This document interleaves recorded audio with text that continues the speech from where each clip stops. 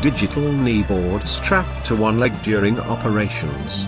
You had to divide your attention constantly between the analog gauges, which were located in various spots on the dashboard, down to your leg where the knee board resided for you to see the moving map.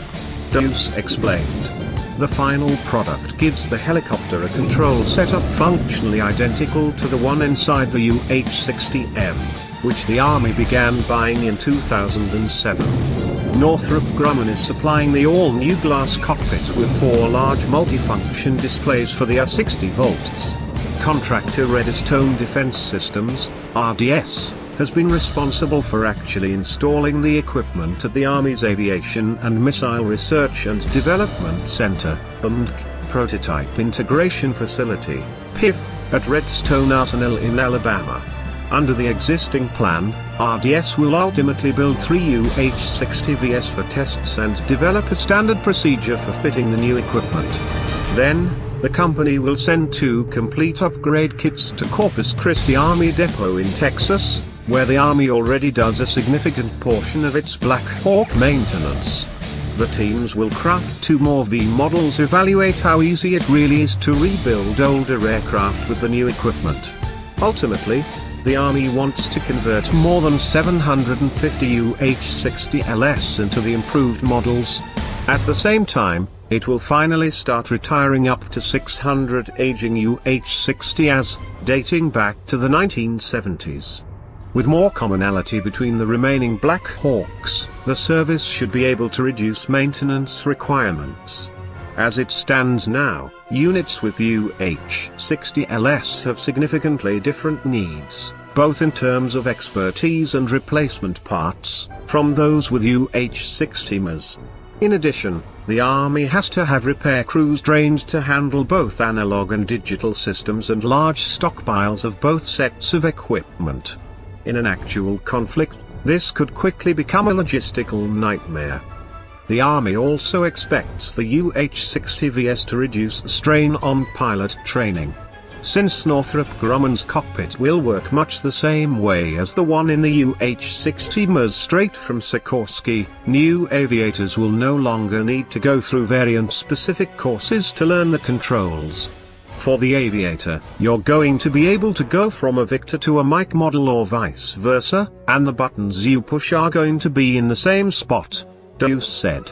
On top of that, pilots won't necessarily have to go through refresher sessions, or at least not nearly as many, when they go to a new unit with a different type of Black Hawks.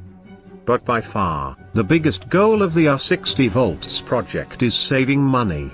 In the face of budget caps and cuts, for the 2017 fiscal year, the Pentagon proposed a budget that trimmed $800 million from the UH-60M program, almost cut planned purchases in half in the process. The Army had wanted to buy 60 of the M models, but only had money left for 36. Our multi-year programs for our aviation fleet are all on the floor, Army Vice Chief of Staff General Daniel Allen told legislators during a hearing in February 2017. And yet year over year, we're put into this dilemma. The R60 Volts offers features similar to the UH-60M at a fraction of the cost. The Army hopes it will cost approximately $4 million to update each L to the new version.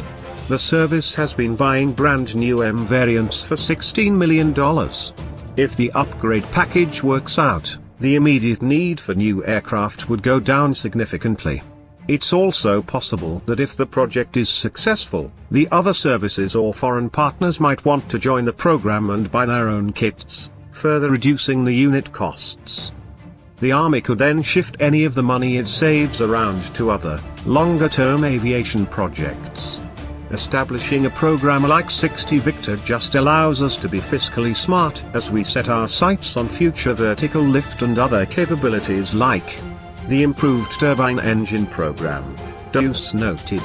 The Army's plan is to eventually replace many of its existing helicopters, not just the UH-60 family, with one or more clean sheet designs as part of the Future Vertical Lift, FVL, project. These new aircraft could be helicopters, tiltrotors or other designs. Unfortunately, Replacing the cockpit architecture in the R60 liters won't do anything to improve the helicopter's overall performance. Though the series has seen steady improvements, the basic shape and structure of the Army's Black Hawks has not changed significantly in 30 years. The UH-60M is still using the same engine as the R60 liters. And troops only carrying more gear and vehicles are only getting heavier.